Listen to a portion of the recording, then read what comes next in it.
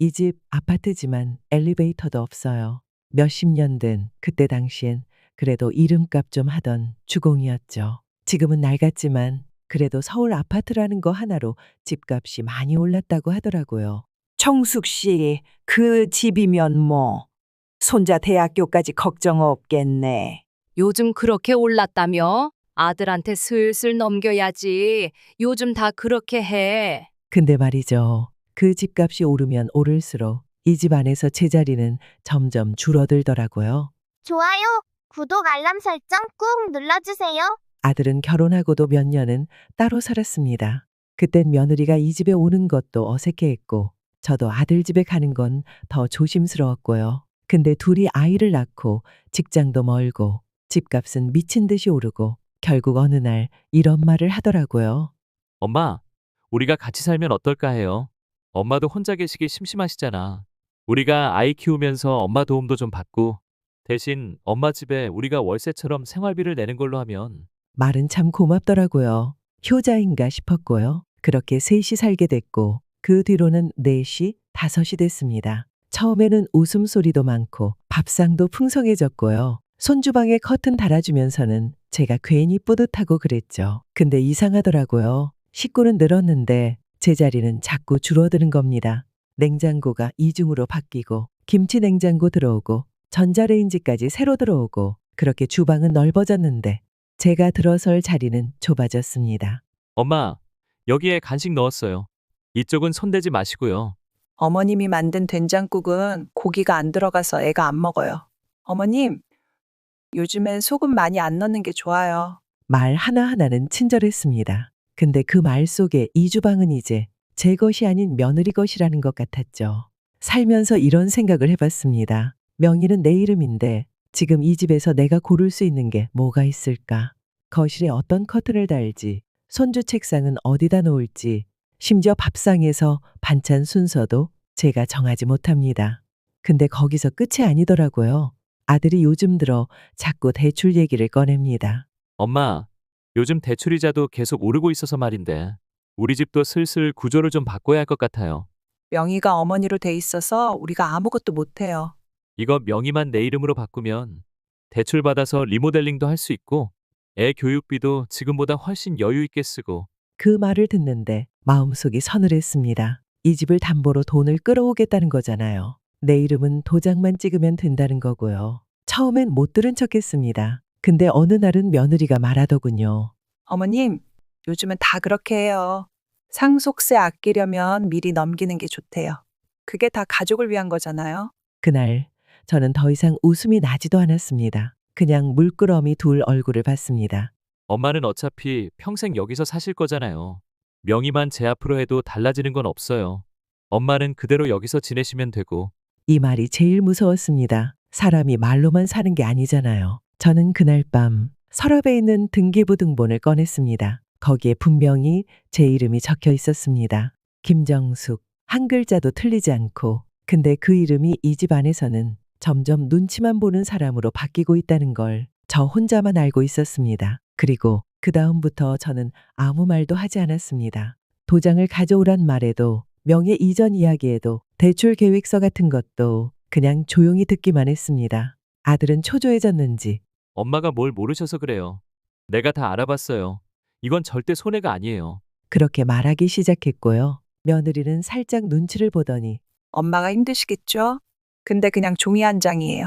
라고 말했습니다. 근데 그 종이 한 장에 내 평생이 들어 있습니다. 청소일 하던 날들, 새벽에 시장에서 너리 감자 사오던 날들, 겨울에 발 시려워서 양말에 비닐봉지 더 신던 날들, 그 날들이 쌓이고 쌓여서 지금 이 집이 된 거고 그 집의 이름은 아직도 김정숙입니다. 저는 명의를 바꾸지도 않고 대출도 안 해주고 대답도 하지 않습니다. 그 대신 하루에 2번 거실을 돌며 불 꺼진 조명을 켰다가 끄고 바람이 센 날은 창문을 잠긴 창문도 다시 꼭꼭 잠겼나 확인하고 밤에는 베란다 난방기를 끄고 자고 제 마음은 조용합니다. 그들이 이 집에 살고 있어도 이 집은 제 집이니까요. 며칠 전 일이었습니다. 며느리가 갑자기 낯선 사람 하나를 데리고 들어왔습니다. 손에 명함을 든 30대 초반쯤 되는 남자였죠. 어머님, 여기 이번에 아는 분 통해서 소개받은 대출 상담사분이에요. 전문가니까 들어만 보세요. 부담은 갖지 마시고요. 처음에는 상담이라기에 보험이라도 들라고 하나 싶었습니다. 근데 그 사람이 꺼낸 첫 마디가 이거였습니다. 지금 이 집, 김정숙님 단독명이시죠? 사실 이대로는 은행에서 건드릴 수 있는 게 별로 없습니다. 명의 이전만 하면 조건이 꽤 괜찮게 나올 거예요. 저는 아무 말도 하지 않았습니다. 그 상담사가 말을 이어갔습니다. 요즘 금리가 올라서 지금이 마지막 기회라고 보셔도 됩니다.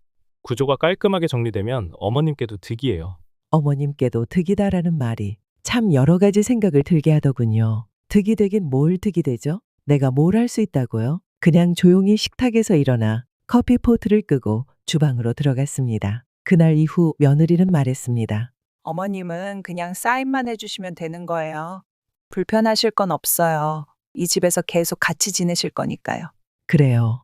계속 지낸다고는 하죠. 근데 그 계속이 과연 함께 살아가는 뜻인지는 모르겠습니다. 며칠이 지났습니다. 아들은 제게 이렇게 말했습니다. 엄마, 왜 그렇게 완강하세요? 우리가 엄마 모시기 싫어서 이러는 게 아니라 현실적으로 이런 구조가 효율적이라 그런 거예요. 현실적이란 말, 그 말 안에 담긴 무게가 컸습니다. 그래서 제가 물었습니다. 너희는 내가 이 집에서 어떻게 사는지를 알고나 있는 거니? 아들은 말을 잇지 못했고 그 뒤로 며느리는 아예 제 앞에서 대출 이야기를 꺼내지 않았습니다. 대신 다른 방식으로 불편을 주기 시작했습니다. 하루는 거실에 있던 제 안마의자가 사라졌습니다. 딱히 누구 말도 없이 어머니, 애가 요즘 잘 넘어진다 해서 조금 거추장스러워서 치웠어요. 작은 방에 넣어뒀어요.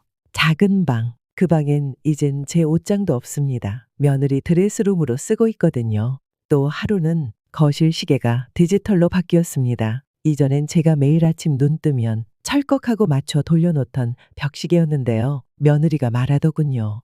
그 시계는 소리가 커서 애기 낮잠 자는데 방해되거든요. 그날 이후 저는 아침마다 시계 소리 없이 하루를 시작하게 됐습니다. 가만히 있어도 사람이 점점 밀려날 수 있다는 걸 이 나이에 처음 알았습니다. 목소리를 높이지 않았고 싸우지도 않았습니다. 근데 어느 순간부터 제 말은 작아졌고 제 물건은 안 보이게 됐고 제 생활은 구석으로 밀려났습니다. 그리고 그건 도장을 찍지 않아도 벌어지는 일이었습니다. 며칠이 지나고 며느리가 조심스럽게 꺼낸 이야기가 있었습니다. 어머님, 이번에 리모델링 얘기가 나왔대요. 우리 아파트 단지가 재건축은 힘든데 리모델링은 가능할 것 같대요. 지금 해야 나중에 가격도 더 올라간다네요. 처음엔 그냥 부동산 이야기인 줄 알았습니다. 그런데 그 말 끝에 이런 말이 따라붙었습니다. 어머님, 혹시 집 구조도 조금 손봐도 괜찮으시겠어요? 애가 크면서 방이 좀 부족해서. 집 구조를 손본다는 말, 겉으로는 이해한다고 고개를 끄덕였지만 속으로는 무너져 내리는 기분이었습니다. 방을 만든다는 말은 결국 내 자리를 없애겠다는 뜻이니까요. 며느리는 구체적인 계획도 갖고 있었습니다. 거실을 더 넓힌다. 주방과 연결된 벽을 터서 오픈 키친을 만든다. 작은 방을 2개로 쪼개서 애방과 부부 서재를 만든다. 그러면서 저한테는 어머님 방은 그냥 그대로 두죠. 오히려 더 조용하고 따뜻할 거예요. 그렇게 말했습니다. 근데 그 조용하고 따뜻할 방은 베란다를 붙여 만든 작은 공간이었고 창문도 없는 햇빛 한 점 안 드는 방이었습니다. 아들이 회의가 끝나고 와서는 더 노골적으로 말했습니다. 엄마, 솔직히 말씀드릴게요. 애도 크고 우리도 일하면서 스트레스 많아요. 이 집도 좀 세련되게 손보고 싶어요.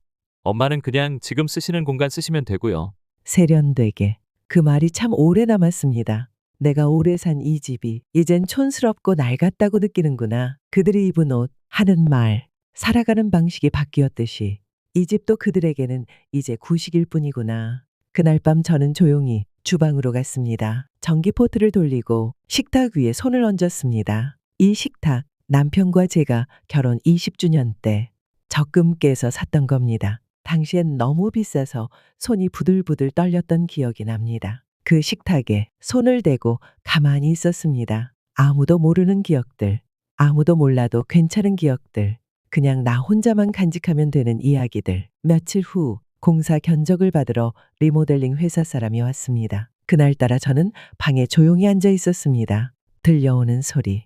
여기 벽은 터서 주방으로 확장하고요. 여기 베란다 쪽은 방처럼 막을 수 있습니다. 여기는 그냥 수납장 놓으시고요. 어머님 방은 최소한으로 손보는 걸로 하죠? 그 순간 저는 이 집이 점점 내가 사는 곳이 아니라 그들의 프로젝트로 변하고 있다는 걸 느꼈습니다. 저녁에 아들이 다시 말했습니다. 엄마, 리모델링 비용은 걱정 마세요. 대출 받아서 할 거니까요. 엄마 명의니까 은행 서류에 도장만 찍어주시면 돼요. 도장, 또 도장이었습니다. 내 인생은 도장 하나로 끝나는구나. 하지만 저는 이 집을 절대 넘기지 않을 겁니다. 그래서 준비했습니다. 다음 날 변호사 사무실을 찾아갔습니다. 등기부등본, 신분증, 그리고 지난 세월의 기억까지 들고 변호사는 말했습니다. 지금 하시면 늦지 않습니다. 철저하게 대비하시죠. 그날로 저는 증여 거부 선언서, 명예 변경 불허 각서, 사전 증여 금지 공증, 모든 절차를 끝냈습니다. 며칠 뒤 아들과 며느리가 다시 명예 이야기를 꺼냈습니다. 조심스럽게, 그러나 여전히 집요하게 저는 아무 말 없이 서류 한 장을 테이블 위에 올려놨습니다. 이제 불가능하다. 넘길 생각도 없고 바꿀 생각도 없다. 아들은 얼굴이 굳었고 며느리는 아무 말도 못했습니다. 그제야 알았겠죠. 나는 지키기로 결심하면 절대 물러서지 않는다는 걸. 그 이후로 리모델링 이야기, 대출 이야기, 집 구조 변경 이야기 모두 사라졌습니다. 이 집은 여전히 제 이름으로 되어 있습니다. 그리고 앞으로도 그럴 겁니다. 나는 매일 아침 내 커튼을 걷고 내 라디오를 틀고 내 식탁에 앉아 조용히 커피를 마십니다. 누구의 허락도 누구의 눈치도 보지 않습니다. 이 집은 내 집입니다. 그리고 누구에게도 넘기지 않을 겁니다.